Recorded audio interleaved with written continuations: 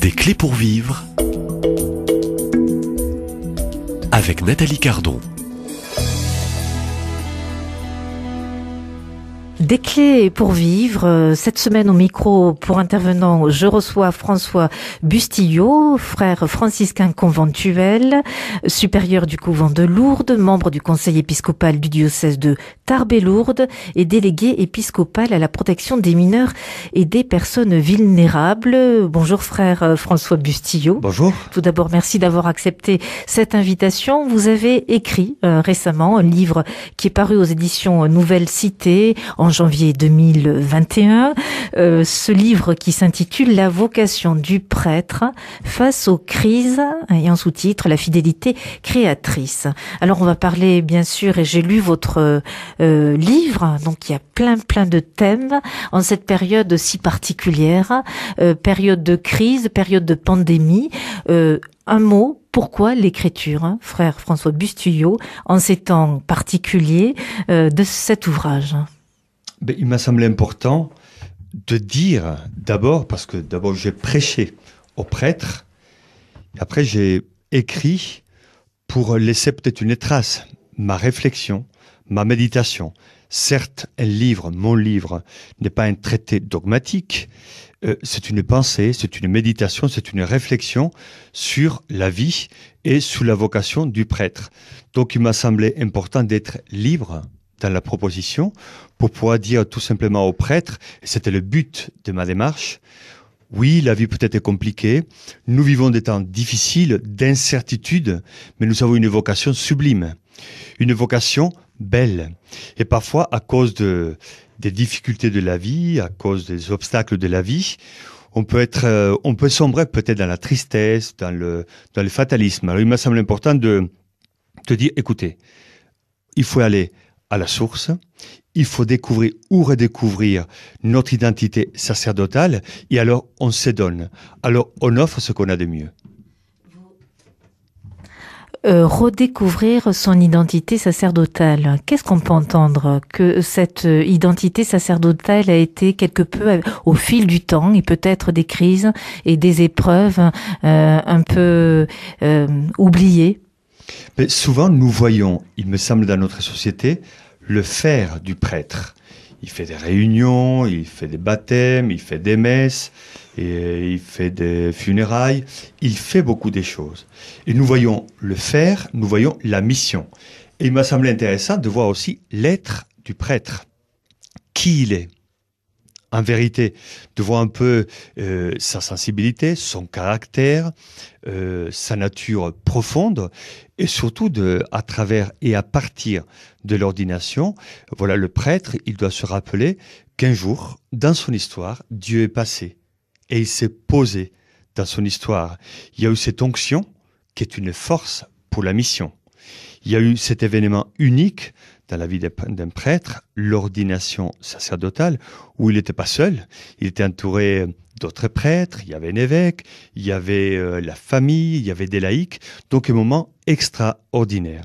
Alors quand on vit des moments parfois douloureux ou ordinaires ou difficiles, il est important de se rappeler justement qu'un jour, dans notre histoire, Dieu est passé et nous a donné la force de donner le meilleur de nous-mêmes. Alors, en ces temps que nous connaissons bien, nous allons fêter ce premier anniversaire autour de cette pandémie, période d'épreuve, période d'angoisse, période de peur. Comment sont vécus, même pour vous-même, frère François Bustillo, ce temps d'épreuve mondiale? Et quand on est prêtre, vos confrères, les frères que vous avez pu, depuis ces derniers mois, écouter, rencontrer, que se passe-t-il dans le cœur des prêtres en ce temps de pandémie? Bon, en parlant, en échangeant avec mes confrères prêtres, il me semble qu'il y a deux types de réactions ou de visions. Donc d'abord, il y a eu le côté, ceux qui ont profité de ces temps de pandémie pour vivre comme un temps de Nazareth, se retirer un peu pour lire davantage, se former davantage, prier davantage, donc vivre un petit pèlerinage vers l'intériorité. Il y en a d'autres qui ont dit, mais nous sommes prêtres, nous sommes pasteurs, donc il faut aussi se donner, donc il ne faut pas oublier qu'il y a des personnes qui peut-être sont seules, chez elles. Donc, à travers les réseaux sociaux, à travers la créativité et l'audace, ils ont développé des contacts avec des personnes qui étaient en attente d'encouragement. Parce que dans l'incertitude, on peut somber dans la tristesse, comme nous le disions. Et donc, il est important aussi que les personnes écoutent la voix des prêtres, des pasteurs, que comme les prophètes, encouragent, relancent. Ils leur disent, vous n'êtes pas seuls, vous n'êtes pas abandonnés. Nous sommes là ensemble, on va s'en sortir. On traverse le désert, mais la terre promise nous attend. Alors, ce qui est très intéressant, c'est que vous donnez deux profils de prêtres. Le prêtre qui, en ce temps d'épreuve, va vivre ce temps à Nazareth, un temps peut-être de retrait, de désert, de silence, temps de recueillement pour retrouver les forces nécessaires pour poursuivre la mission. Et puis, ce deuxième profil de vos frères prêtres qui, eux, ont été créatifs, dynamiques dans l'action et peut-être à travers les réseaux sociaux. Donc, ce témoignage que vous rendez nous montre aussi deux profils de prêtres, au fond, dans l'action. Oui. L'action au désert dans la prière et l'action dans la création et cette présence dans les réseaux sociaux. Les réseaux sociaux, la connexion est importante dans ce premier confinement, puisque cette semaine, nous fêtons ce premier anniversaire du 17 mars où le pays a été à l'arrêt. Oui, une situation étrange, nouvelle, en temps de paix. Et ce qui me semble intéressant, c'est de voir que les prêtres ne sont pas des clones. On n'est pas tous pareils. Donc chacun a sa personnalité, sa perception de la vie, chacun a sa vision. Et il est beau de voir comment chacun réagit à sa manière, avec beaucoup de liberté et beaucoup de créativité. Il me semble intéressant de garder et d'admirer aussi la liberté de chacun. Voilà, chaque prêtre agit à sa manière et répond à sa vocation et à sa mission à sa manière. Donc des vocations très différentes. Qu'est-ce que vous avez observé du prêtre tout au long de ces mois? Des prêtres qui se sont laissés...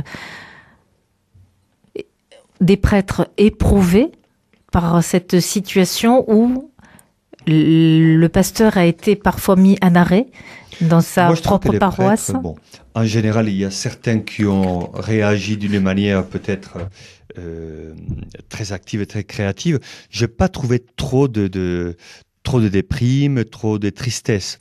Je trouvais qu'il y avait des personnes qui cherchaient, qui se posaient des questions, qui essayaient de répondre. Et donc, je trouvais quand même des prêtres qui ont tenu la route très simplement. Voilà, sans trop de stratégie, sans trop de tactique, mais chacun a essayé de répondre selon sa vision des moments, effectivement, où tout était nouveau. Alors, le gouvernement donnait des indications, l'Église donnait des indications, on avait des gens à la maison, quoi faire, qui écouter, comment agir, jusqu'à quand. Il y avait plein de questions, plein d'incertitudes. Qui pouvait imaginer de ne pas célébrer Pâques ensemble? C'était un événement unique. Qui pouvait imaginer une semaine sainte où nous étions tous dans la discrétion, chez nous? Qui pouvait l'imaginer? Et voilà, les prêtres, malgré tout, et malgré ces situations étranges, ils ont réagi, ils ont réussi à apporter le souffle de vie. Dieu agit. Je pense toujours à cette belle phrase de Saint Jean, au chapitre 5, « Mon Père est toujours à l'œuvre ». Que nous soyons en action, que nous soyons dans des situations difficiles, mon Père est toujours à l'œuvre. Comment il agit? Qu'est-ce qu'il fait? Pourquoi il permet certaines situations? Mystère. Mais mon Père est toujours à l'œuvre. Et cette phrase, cette parole de Jésus est très belle et très encourageante. Vous avez reçu, suite à l'apparition de votre ouvrage, paru donc aux éditions Nouvelle Cité en janvier 2021, des retours de certains de vos confrères, frères prêtres, suite à l'écriture de ce livre? Oui. Donc on a pu échanger. Alors, il est délicat, donc je ne vais pas dire aux prêtres, est-ce que vous avez lu mon livre? Ça se fait pas. Mais en même temps, j'ai eu des retours, donc on a pu échanger.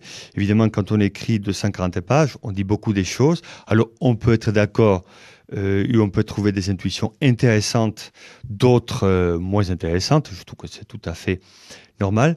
Mais on a pu échanger parce que ce qu'ils m'ont dit, et finalement c'était un peu l'objectif aussi de ma démarche, c'est de ne pas se limiter à constater que la vie parfois est complexe et difficile, de ne pas se limiter à dire « Oh là là, c'est dur, le syndrome un peu des Calimero, il faut aller de l'avant ».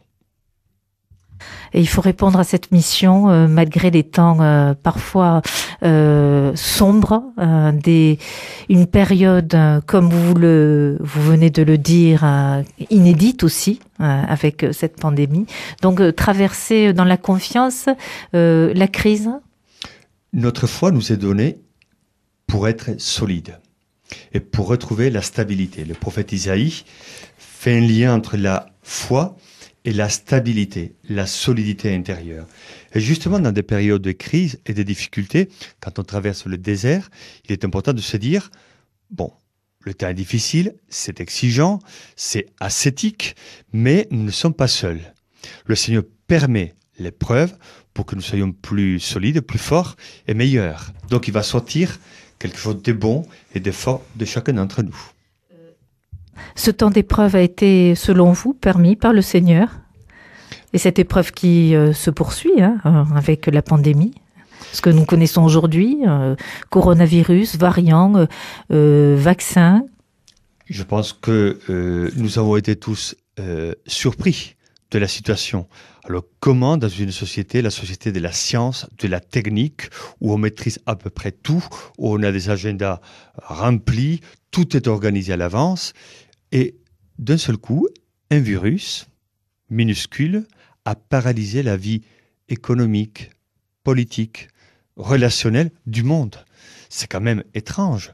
Donc on s'est dit quand même, le Seigneur, qu'est-ce qu'il veut nous dire? Si nous voulons faire une lecture de foi, à la fin on va se dire, ok, il y a cette situation, on la constate, mais comment la vivre?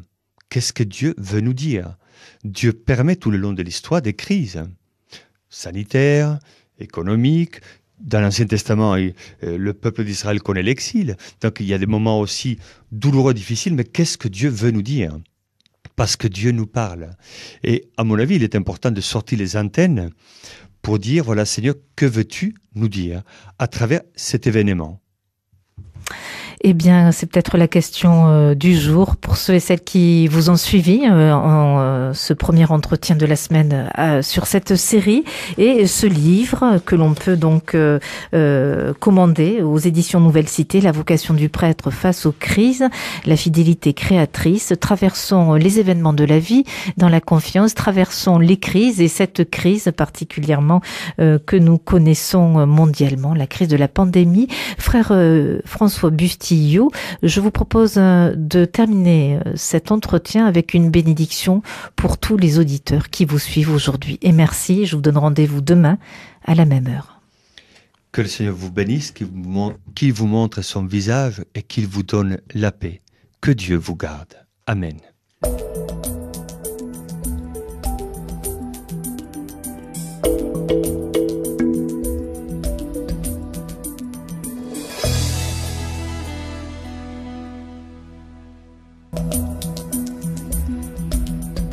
Des clés pour vivre avec Nathalie Cardon. La vocation du prêtre face aux crises, la fidélité créatrice, c'est le titre de cet ouvrage paru en janvier 2021 aux éditions Nouvelle Cité. L'auteur est frère François Bustillo, frère franciscain conventuel supérieur du couvent de Lourdes. Bonjour frère Bonjour. François, merci de votre fidélité, de votre patience. On vous garde jusqu'à la fin de cette semaine. Alors dans cet ouvrage, plusieurs chapitres et dans cette table des matières et page 82 de votre ouvrage, il est question de gouvernance. Qui dit sacerdoce, qui dit aussi crise et épreuve, dit aussi que il y a aussi l'épreuve parfois terrible de gouverner. Gouverner un pays, gouverner et diriger peut-être une paroisse, diriger et avoir une certaine autorité dans le discernement pour accompagner le troupeau, ses brebis. C'est un exercice de tous les jours, un but, une cible, une conversion, un extrait. Dans votre ouvrage, page 82, vous écrivez « Ces soi-disant bergers, sortes d'imposteurs, par leur dureté et leur violence, entrent dans la dynamique du pouvoir et non du service. Ils sont pasteurs pour eux-mêmes. Cette conception du rapport à l'autre élimine le sens de la responsabilité, de l'altérité, de la complémentarité et le sens des autres. Le moi du berger devient une priorité et efface le nous du troupeau. » Eh bien, dites-moi, frère François Bustillo, c'est juste un extrait, c'est vous qui l'avez écrit dans votre ouvrage. Vous êtes sévère avec ces mauvais... Alors, il faut situer le texte dans son contexte. Oui. Parce que je cite juste avant le passage du prophète Ézéchiel où il parle des mauvais pasteurs. Et comme on vit une retraite avec des prêtres, nous on parle toujours de la parole de Dieu. Et le prophète Ézéchiel, il parlait d'abord de mauvais pasteurs et après de bons pasteurs.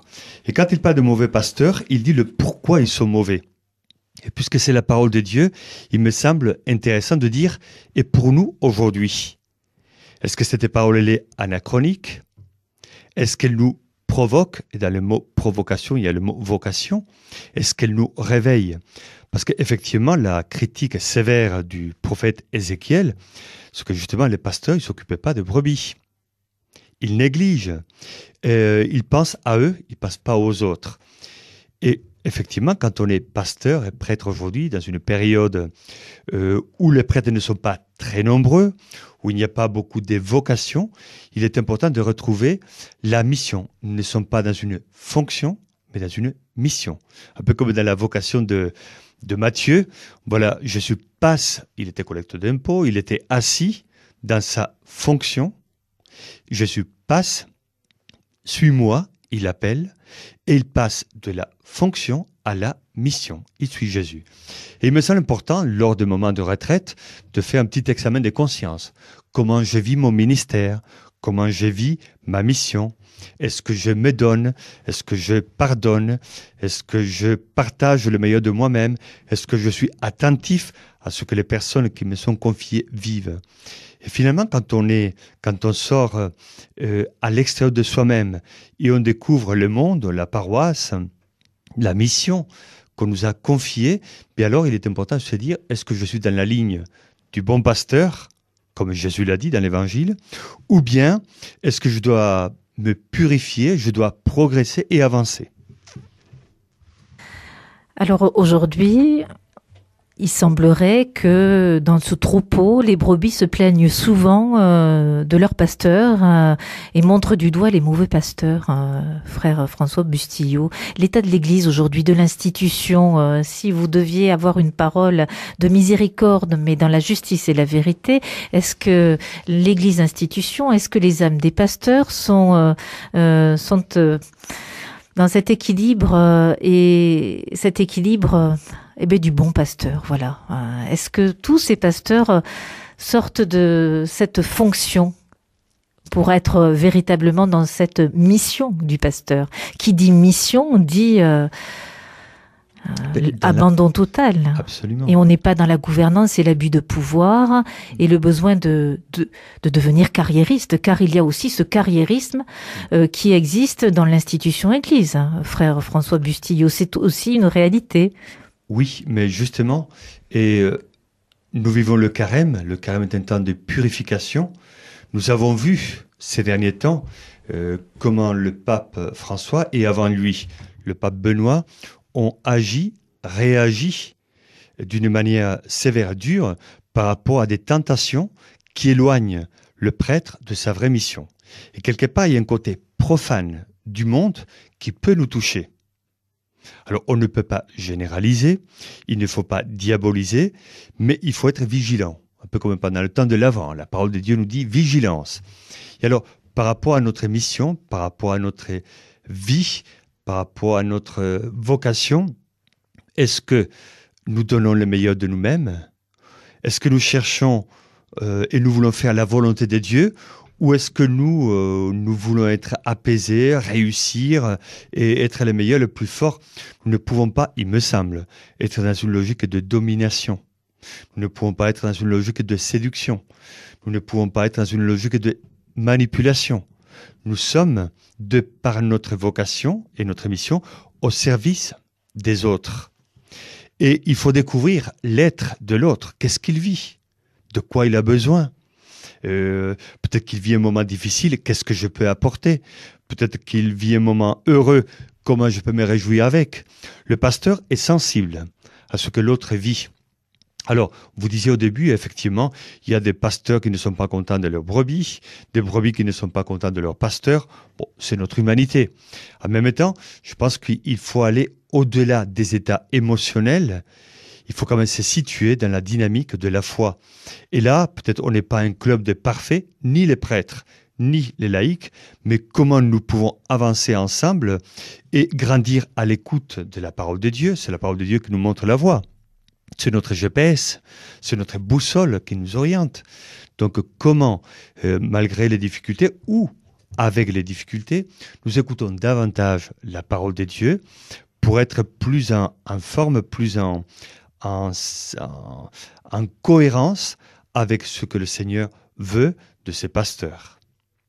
Alors, quels sont au fond les bons critères, les bonnes clés pour entrer dans cette vocation de bon pasteur? Quitter peut-être cet habit de mauvais pasteur, ce pasteur qui s'est peut-être égaré sur le chemin au fil aussi des années, égaré par manque de joie, manque d'espérance peut-être dans son ministère, lassé, essoufflé. Comment retrouver le bon gouvernail quand on s'est peut-être un peu égaré, frère François Bustillo, dans son sacerdoce, dans sa gouvernance? C'est un chemin de d'humilité, c'est un chemin aussi, un rendez-vous au pied au calvaire, près de Jésus, méditer, le regarder pour le retrouver, parce qu'on parle d'amour quand on parle du sacerdoce. C'est une histoire d'amitié, une histoire d'un grand amour avec Jésus. Le pape Benoît XVI, en prêchant un jeudi saint aux prêtres, lors de la messe chrismale, avait dit « N'oubliez pas votre ordination ». La première fois que le prêtre parle au moment de l'ordination, c'est pour dire « Me voici ». Et il le fait debout. Donc il y a une dynamique de disponibilité. Et il me semble important de ne pas oublier cette disponibilité des origines. Le premier mot pendant la célébration, c'est « me voici », c'est-à-dire je suis disponible, comme dans la vocation du prophète Isaïe. « Qui enverrai-je » dit le prophète. Voilà, « me voici », c'est une belle parole. Alors effectivement, après, tout le long de la vie, de l'histoire, par les fatigues, on peut s'éloigner, il y a des moments aussi des fatigues émotionnelles, spirituelles, mais ce qui est important, c'est de ne pas oublier cette parole qui a été prononcée. Nous avons signé, si j'ose dire, pour pouvoir offrir à ces personnes qui nous sont confiées la vie, l'espérance et la joie. Alors, il faut avoir un regard qui va au-delà de soi-même. Vous imaginez, si nous nous regardons nous-mêmes, moi je dis, oh là là, aujourd'hui je suis fatigué, je n'en peux plus. Bon, ok, peut-être, mais si on regarde aussi la vie de couple, des familles, il y a des fatigues. Nous vivons tous des fatigues. Et c'est là que nous devons découvrir la beauté de notre vocation quand on dit, mais tout ne dépend pas de moi. Je ne suis pas le Messie. Il faut pas sombrer dans un messianisme naïf où je vais tout sauver. Non, le Seigneur est mon berger. C'est lui qui nous accompagne. Et lors des moments peut-être de fatigue, il faut se dire, mais je ne suis pas seul. Je ne suis pas abandonné. Je pense à cette parole belle de Saint Jean. Je ne vous laisse pas orphelin. Ou bien la conclusion de Matthieu. Je serai avec vous jusqu'à la fin du monde. Donc, le prêtre pasteur n'est jamais seul. Il est avec le Christ. Et même si parfois les articulations de la vie ecclésiale, paroissiale, les réunions, la rencontre avec des caractères, avec des situations complexes et difficiles, mais je pense qu'il est important de ne pas oublier cette dimension, cette dynamique de la prière qui nous renforce de l'intérieur. Peut-être à l'extérieur, nous trouvons des signes qui nous donnent l'instabilité. À l'intérieur, on va retrouver la stabilité de la prière, de la fidélité de Jésus. Alors c'est très beau, vous rappelez finalement revisiter ce grand moment, ce moment aussi de l'ordination, ce moment où le prêtre dit « me voici ». Et il y a aussi cette posture d'être debout, de se lever. Donc c'est peut-être le moment ou jamais, en cette période de carême, cette préparation aussi dans quelques semaines de la Semaine Sainte, de faire mémoire, de prier sur ce jour où le prêtre a été ordonné et peut-être de redire encore oui. C'est un oui de tous les jours. Vous confirmez? Comme la Vierge Marie, nous devons dire oui tous les jours. Fiat. Et j'ai presque envie de dire en tant que laïque, nous laïcs et tous ceux et toutes celles qui vous écoutent aujourd'hui et jusqu'à la fin de la semaine, prions. Nous avons aussi pour mission de prier pour les prêtres. Aussi un appel pressant aussi des laïcs de ne pas glisser dans la critique, mais de glisser peut-être dans cette vie intérieure pour intercéder et prier pour nos prêtres. Donc prions pour nos prêtres. Et puisque nous parlons des prêtres, je vais vous demander de bénir encore aujourd'hui et de terminer cet entretien avec une bénédiction pour les auditeurs. Et merci. Et rendez-vous demain à la même heure. Que le Seigneur vous bénisse et vous garde, qu'il vous donne la paix et la joie. Amen.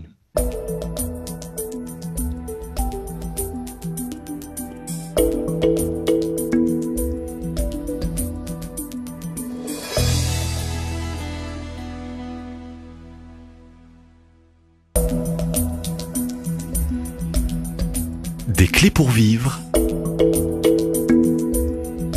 avec Nathalie Cardon. Bonjour frère François Bustillo. Bonjour. C'est un troisième entretien, ravi de vous retrouver, auteur de cet ouvrage paru il y a tout juste quelques semaines, La vocation du prêtre face aux crises, paru donc aux éditions de Nouvelle Cité. Donc on parle cette semaine particulièrement des prêtres, donc saluons aussi tous nos frères prêtres, nos prêtres qui sont dans la joie de la mission, nos prêtres qui sont peut-être dans la douleur de la mission, nos prêtres qui sont dans la joie de leur sacerdoce, et n'oublions pas aussi nos frères prêtres qui sont dans la douleur peut-être et l'épreuve de leur vocation. Dans cet ouvrage, rappelons aussi que vous invitez aussi à faire mémoire de ce jour de l'ordination. Important. Alors, vous consacrez dans cet ouvrage un passage sur la pudeur. Voici un extrait de votre ouvrage. Comment parler aujourd'hui de la pudeur? Nous vivons l'ère des téléréalités des réseaux sociaux. Pour vivre heureux, vivons cachés, disait l'adage, mais aujourd'hui on pense que pour être heureux, il faut tout dire et tout montrer. Les caméras rentrent dans la vie des personnes et transmettent tout. Par l'image, chacun peut faire entrer des personnes et parfois des personnes perverses et toxiques dans un monde personnel et dans son intimité. Le voyeurisme des corps, l'étalage d'émotions simulées, de faux sentiments sont permanents. Or, la prudence des sentiments et des corps est fondamentale pour croître en société. Pourquoi consacrer un tel passage? Il est long, il est intéressant sur cette question de la pudeur. Quel lien aussi avec le sacerdoce, vous, prêtres, et tous nos prêtres? Nos prêtres vivent dans un monde qui n'est plus dans un monde où la pudeur est au quotidien. Oui, justement, mais pendant l'ordination, l'évêque, dans la prière d'ordination, il demande que le prêtre, par la pureté de ses mœurs, soit un signe pour les autres. Et effectivement, nous vivons dans un monde où il y a beaucoup d'images, beaucoup de paroles, beaucoup de signes qui détournent. Et quand nous voyons même notre Église, on a suivi avec beaucoup de douleur tous les scandales qu'il y a eu liés justement à l'homme du sacré, le prêtre qui a massacré la vie des autres, qui a touché justement dans l'intimité des personnes.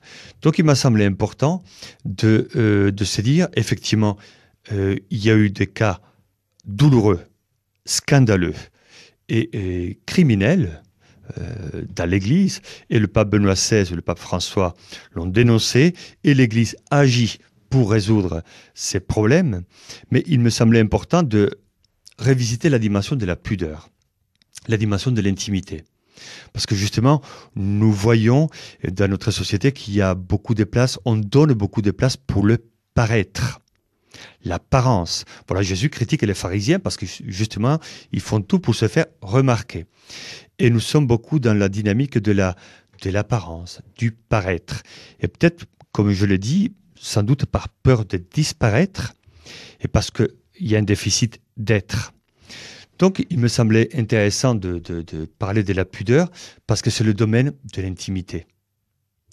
Et parfois, en société, on voit le personnage. On se fait un personnage public. On se protège peut-être, ou on veut se montrer, etc. Mais nous ne connaissons pas la personne. Je pense que la mission du prêtre, c'est d'aller au-delà du personnage, de voir la personne, de mettre en valeur la personne, de sauver la personne. Parce qu'à un certain moment, les couches un peu qu'on se met en société, les maquillages qu'on se met en société, à un certain moment, on va découvrir la vérité, ce que nous sommes réellement. Et avec la pudeur, pour moi, c'est lié au respect et à l'intimité. Et souvent, nous avons une peur de dire qui nous sommes. Nous avons une peur d'être jugés, d'être condamnés. Et finalement, la mission du prêtre, c'est justement de dire, écoute, voilà comment tu es, voilà ta vie, voilà ton histoire. Moi, je respecte ta vie, je respecte ton histoire. Et si tu viens me parler, je suis un pasteur, je vais essayer de sortir et d'accoucher de ta vie ce que tu as de meilleur. Vous parlez d'accoucher, c'est un accouchement, la relation du prêtre dans l'accompagnement au fond avec un cœur qui vient déposer une histoire, avec ses joies, avec ses blessures, avec ses peines. C'est un accoucheur. Mais quelque part, le prêtre... S'il joue son rôle, s'il entre dans la mission et non dans la fonction. Le prêtre est un homme qui doit engendrer la vie de Dieu en chacun de nous. Donc, effectivement, dans le passé, peut-être, il y a eu des prêtres qui ont profité de leur statut ou de leur mission pour être un peu dans la domination. Et justement, la pudeur, c'est tout le contraire. Moi, je vais accompagner quelqu'un, je vais parler avec quelqu'un, je vais respecter quelqu'un, mais d'abord, je respecte son être. Je vis la relation avec l'autre dans le détachement.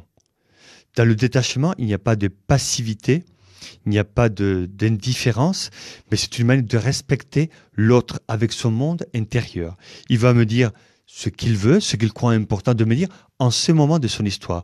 Moi, je ne peux pas violer son intimité. Je dois respecter son être profond. Alors, il y a les prêtres, mais sur ce paysage aussi de l'accompagnement, et vous en parlez dans votre ouvrage, je ne sais plus dans quelle page, il y a aussi aujourd'hui de nombreux professionnels très actifs, je pense à tous les psychologues, thérapeutes, psychothérapeutes et coachs. Voilà, il y a un phénomène très très important aujourd'hui, c'est l'accompagnement avec des coachs. On accompagne les jeunes, les jeunes adolescents, les parents. C'est un rôle d'écoute aussi, en concurrence un peu avec vous tous, frères prêtres. Alors, qu'est-ce qui se passe dans ce monde? Quels sont les besoins? On se trompe d'accompagnement? Moi, je pense que ces facteurs, le facteur social actuel du besoin de coach, manifeste quand même que seul, on ne s'en sort pas. Nous avons besoin de quelqu'un. Nous ne sommes pas des êtres isolés. Nous avons besoin d'une famille. Nous avons besoin de personnes qui nous aident à nous fortifier, à mieux comprendre notre vie. On a besoin de personnes qui nous éclairent, qui éclairent notre conscience, notre intelligence, qui nous aident à voir mieux. Et s'il y a beaucoup de coachs aujourd'hui, s'il y a beaucoup de personnes qui aident, des psychologues, des psychiatres, c'est formidable, c'est merveilleux. Le prêtre, il se situe à un niveau différent. Un prêtre va agir dans la gratuité. Nous ne sommes pas dans une démarche commerciale, je ne suis pas dans une démarche professionnelle, entre guillemets. Moi, en tant que pasteur, si quelqu'un frappe à ma porte, si quelqu'un me cherche, moi, par ma nature, par ma culture, par ma vocation et par ma mission, je vais essayer de donner ce que j'ai de meilleur en fonction de ce que je suis, par le conseil, par l'accompagnement, par l'attention, et je vais essayer de sortir, comme je disais tout à l'heure, ce qu'il a de meilleur. Donc je dois me situer dans une dynamique de gratuité et de bienveillance. Je dois viser le bien. Je ne suis pas une machine automatique, un robot. Moi, je n'ai pas les réponses à tout, mais je dois essayer de donner à cette personne et d'offrir à cette personne qui frappe à ma porte une présence bienveillante et des conseils sensés. Alors au fond, comment discerner le type d'accompagnement qui me convient? Je pense à ceux et celles qui nous écoutent, vous écoutent cette semaine. Qu'est-ce qui différencie l'accompagnement du prêtre d'un coach? À part cette gratuité qui est importante, hein, on entend. Hein. Aujourd'hui, les confessionnaux se vident et les thérapeutes, les coachs ont une clientèle et sont débordés. Et débordés depuis aussi quelques mois, cette fameuse pandémie, cette fameuse crise que nous connaissons. Oui, le prêtre va se situer dans une dynamique différente. Justement, nous ne sommes pas des professionnels et en même temps, nous ne pouvons pas dire aux gens, écoutez, je suis prêtre, je suis très intelligent, très capable, venez à moi. Nous, on ne lance pas une certaine opération de séduction pour les gens, du tout. Moi, je pense que le moteur de notre démarche, c'est la liberté. Il faut que la personne qui frappe à notre porte soit à l'aise, libre, qu'elle ne soit pas conditionnée. Moi, je dis souvent, quand quelqu'un me dit je voudrais un accompagnement, je dis d'abord écoutez plusieurs prêtres. Écoutez la manière de prêcher, la manière d'agir, la manière de faire. Après, c'est à vous de dire, écoutez, moi je pense que ce prêtre-là, ou ce laïc, ou cette religieuse, ou ce religieux, je ne sais pas, parce qu'il n'y a pas que les prêtres, je pense que cette personne va m'aider dans mon chemin spirituel. Je pense qu'elle a un style, une manière de faire qui me convient et je crois qu'elle va m'aider. Donc c'est dans la liberté qu'il faut se situer. Alors ça c'est un point aussi que nous pourrons aborder d'ici la fin de la semaine, se sentir libre et rester libre. Alors comment rester libre dans un monde où on a perdu plusieurs valeurs, plusieurs notions aussi, où on s'expose Oui, justement, moi je crois que la voie de la liberté se fortifie par l'intériorité. Donc il faut travailler la vie intérieure. Autrement, on va être conditionné à l'extérieur. En positif, en négatif, on va être conditionné. Donc notre liberté sera un peu polluée. Par contre, quand on travaille la vie intérieure, quand on plonge dans la vie de Dieu, quand on plonge dans l'écriture, quand on plonge dans la prière, là on se dit mais finalement le Seigneur me donne la liberté. La vérité vous rendra libre. Il y a des paroles de l'Évangile qui viennent et qui nous touchent et qui sont justes pour notre temps. Eh bien, c'est sur ces paroles que nous terminons cet échange du jour. Donc, je vous invite à découvrir ce livre de frère François Bustillo, paru aux éditions de Nouvelle Cité, La vocation du prêtre face aux crises. Nous tous, laïcs, eh bien, n'oublions pas aussi de prier aussi pour nos frères prêtres. Je vais vous demander de terminer cette émission, frère François Bustillo, en ce temps de carême, temps qui va nous conduire dans quelques semaines à vivre la semaine sainte, la mort et la résurrection de notre Seigneur. Une bénédiction pour nos auditeurs et merci. Que le Seigneur vous bénisse et vous garde, qu'il vous montre son visage et qu'il vous donne la paix. Amen.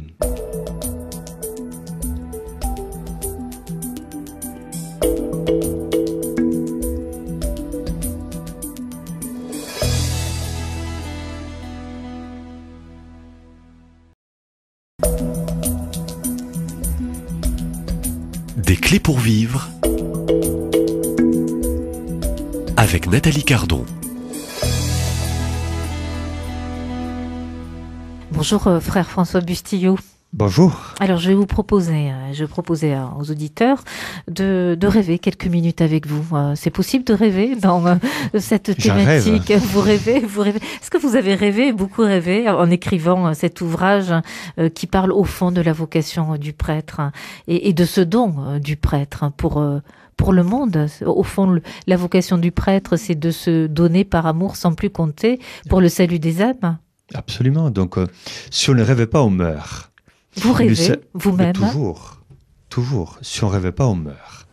Et quand on rêve, je dis pas des rêves un peu de fuir la réalité, la dure réalité, et en créant un monde parallèle.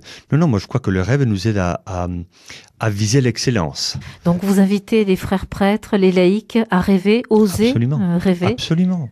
Vous savez, moi il y a ce passage de l'Ancien Testament, de Joseph, que j'aime beaucoup, où quand les frères de Joseph le voient arriver, ils se disent, voilà l'homme au rêve, on va le jeter dans la citerne.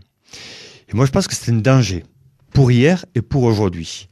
Dès qu'il y a des rêves, dès que quelqu'un, je sais pas, dans une paroisse, dans un conseil paroissial, dans une équipe d'animation pastorale, de quelqu'un a de rêves, à dire, bon, maintenant ça c'est pas pour nous, mais c'est trop difficile, c'est trop compliqué, mais ça c'est pas. Et à la fin, on jette ces rêves dans la citerne.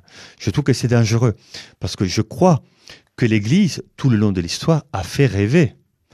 Quand je pense à l'architecture, quand je pense à la musique, au grégorien, la peinture, les missions, l'audace des missions en Amérique, en Afrique, en Asie, partout, l'Église a fait rêver. C'est-à-dire, elle a sorti les personnes de l'ordinaire pour entrer dans le monde extraordinaire. Et Dieu nous pousse toujours, il me semble, à l'audace. Nous avons reçu l'Esprit Saint.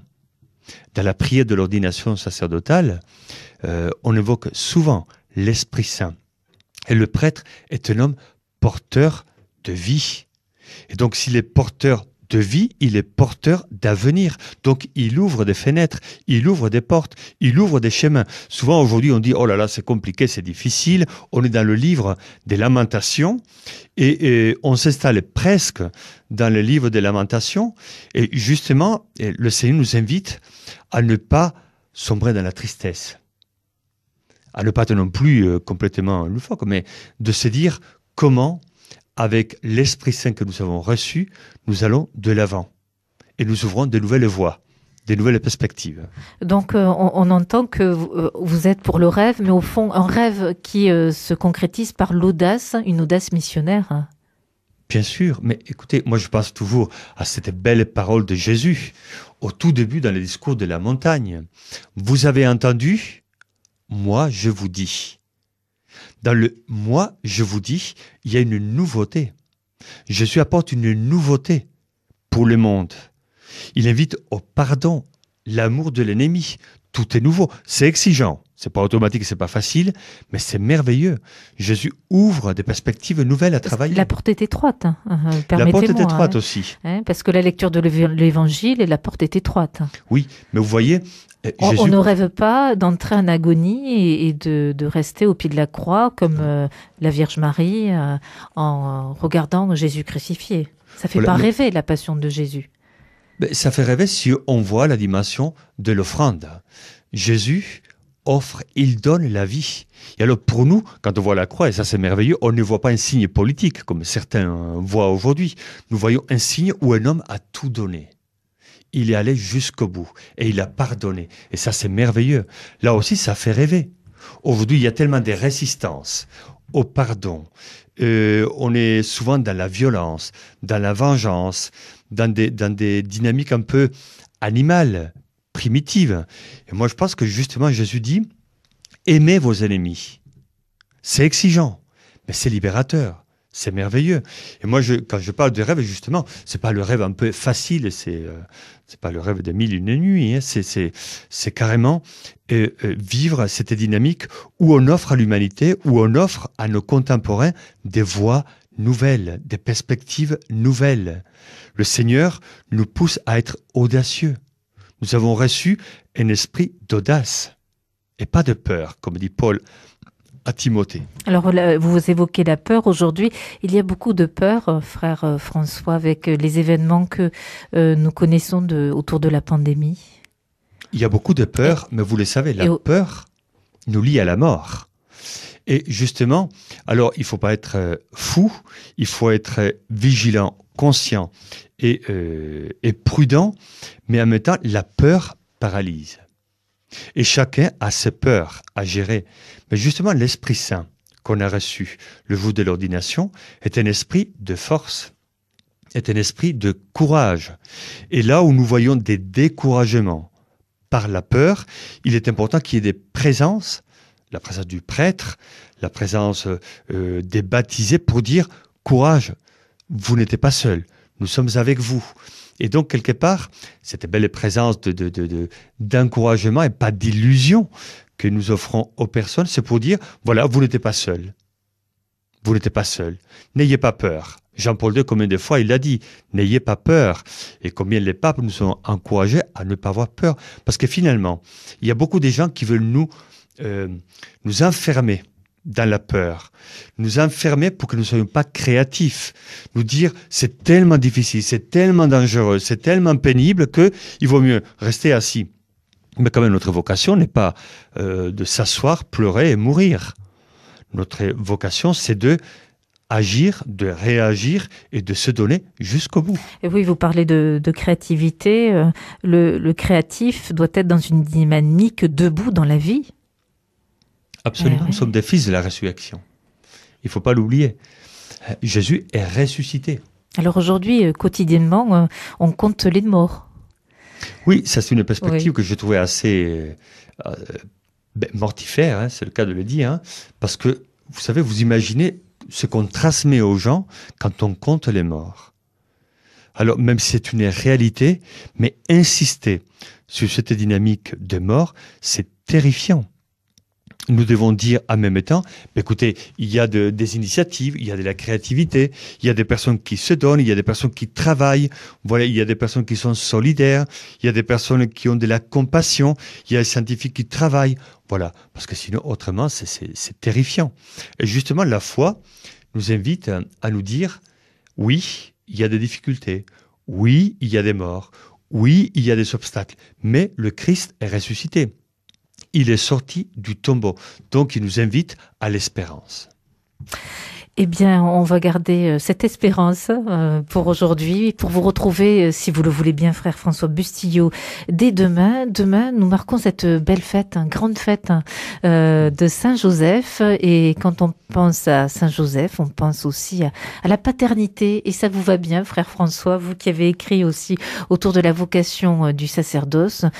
Tout prêtre était à cette paternité aussi à donner pour une fécondité. Alors, rêvons demain, rêvons avec Saint-Joseph, la paternité. Et tout de suite, pour terminer cet épisode du jour, je vais vous demander de bénir chacun et chacune. Merci et à demain. Que le Seigneur vous bénisse et vous garde, qu'il vous montre son visage, qu'il vous donne la paix et la joie. Amen.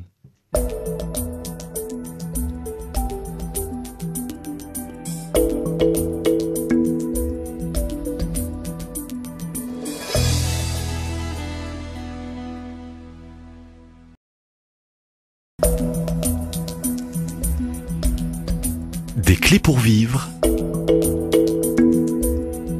avec Nathalie Cardon.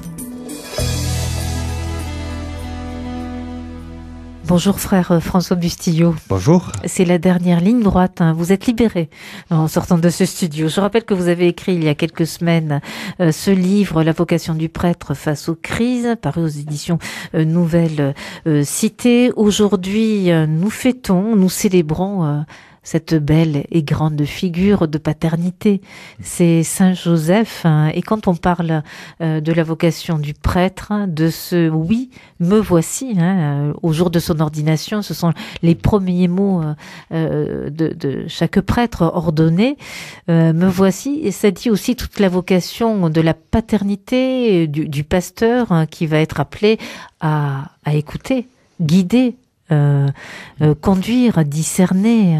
C'est une figure de père. Qu'est-ce que vous avez envie de partager sur notre antenne très précisément en ce jour si particulier et grande fête pour l'Église, avec une année particulière consacrée aussi, que notre pape François consacre à Saint Joseph? Effectivement, Saint Joseph est une belle figure de sainteté, de paternité, une paternité originale. Il n'avait pas choisi, il n'avait pas tout contrôlé, tout préparé. Il doit accueillir la volonté de Dieu, la nouveauté de Dieu, dans un projet qui n'était pas à lui. Donc il y a c'est une belle figure de docilité, de détachement et d'ouverture à l'action de Dieu dans sa vie. Et Saint Joseph est un modèle de paternité pour le prêtre parce qu'il est discret et efficace. Il écoute les rêves lui aussi.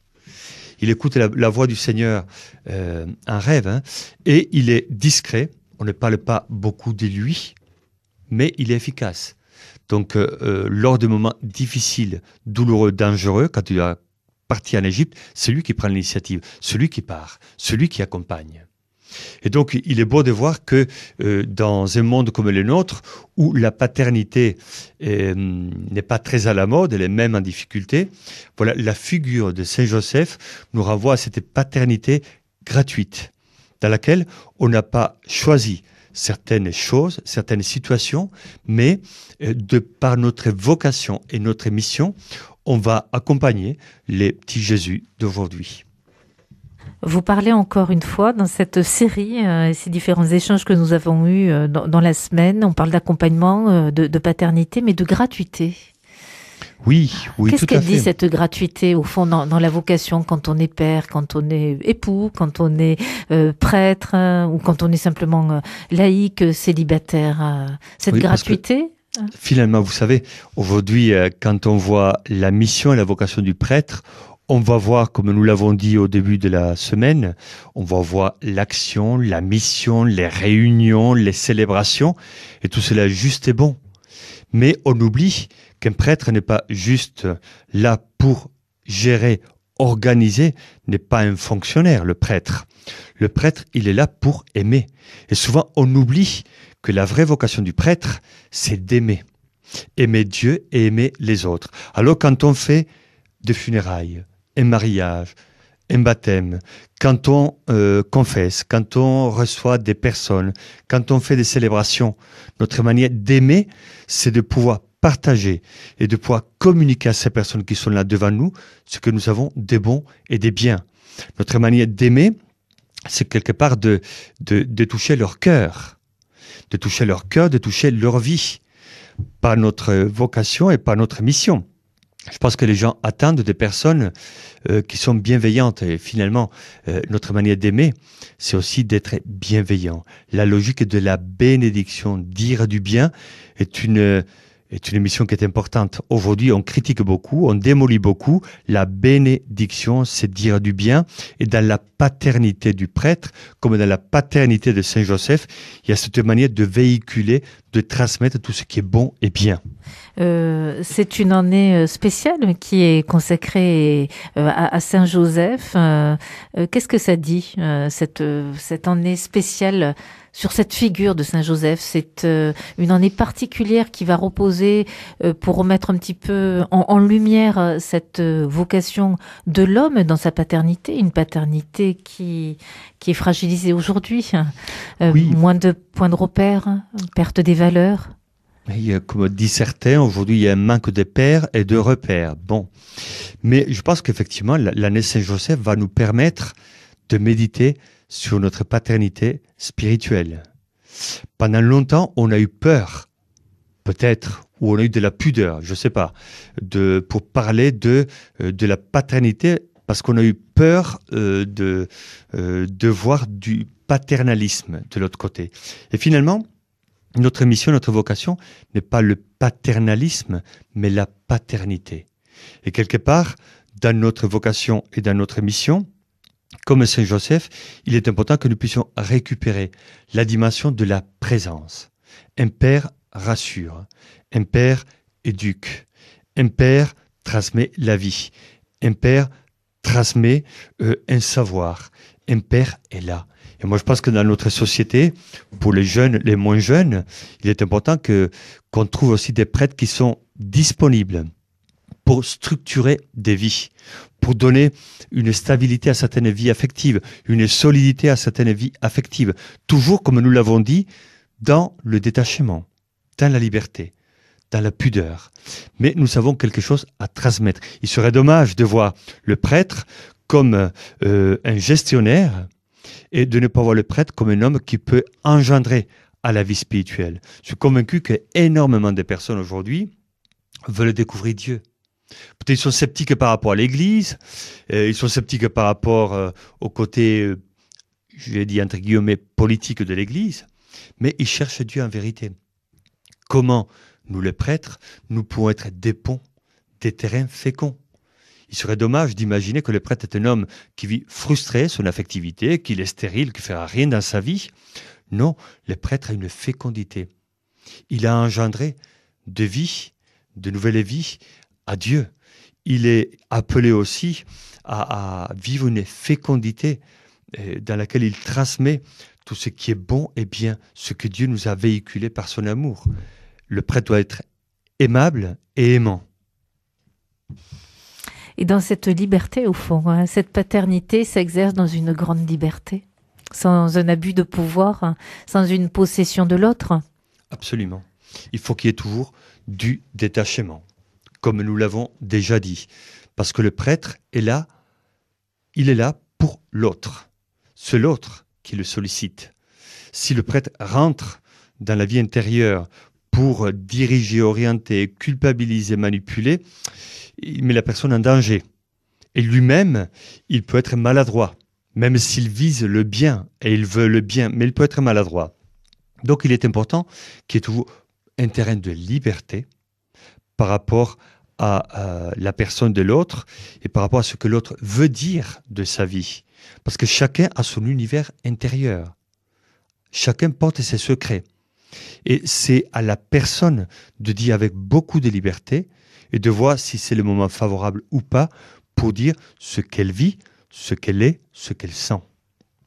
Alors, on va conclure cette série d'entretiens dans Des clés pour vivre. Et merci pour les nombreuses clés aussi. Nous avons approché un peu et entendu parler de cette vocation particulière du prêtre. Je pense à ceux et celles, le frère François Bustillou, en toute simplicité, qui vous ont écouté. Des personnes qui ont été peut-être dans leur parcours heurtées et profondément blessées par des prêtres. Comment rebondir, refaire confiance, repartir et oser frapper à la porte d'un monastère, d'une paroisse, venir en pèlerinage ici à Lourdes, dans ce sanctuaire marial, où il y a ces confessionnaux, où on peut trouver aussi de nombreux chapelains. Comment réparer quand la relation avec le prêtre a été un jour peut-être un peu blessée, abîmée? Oui, et on termine ainsi. Justement, moi je pense que vous avez utilisé ce terme, moi il me parle en tant que franciscain, réparer la confiance, réparer l'espérance. Effectivement, aujourd'hui des prêtres, on entend parler des prêtres par les journaux, par la télé. Mais est-ce qu'on a rencontré un prêtre? Parce qu'aujourd'hui les prêtres deviennent un peu exotiques, hein, on les voit peu. Et je pense que ce qui est fascinant et passionnant, c'est de rencontrer un prêtre, de pouvoir parler avec lui, de pouvoir l'écouter.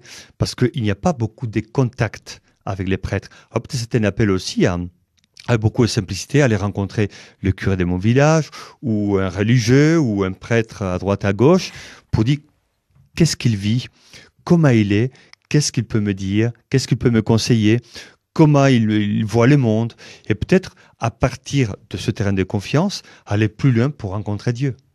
Alors en tout cas, si vous avez vraiment besoin de refaire un pas vers un prêtre, n'hésitez pas aussi à venir ici en pèlerinage, puisque nous enregistrons, les studios ne sont pas très loin de la grotte Massabielle. Venez en pèlerinage ici à Lourdes. Les confessionnaux, les chapelains, les frères prêtres sont disponibles pour l'écoute et pour la confession. Et vous-même, on peut aussi peut-être vous rencontrer, vous contacter, frère François Bustillou. Je suis souvent au confessionnaux.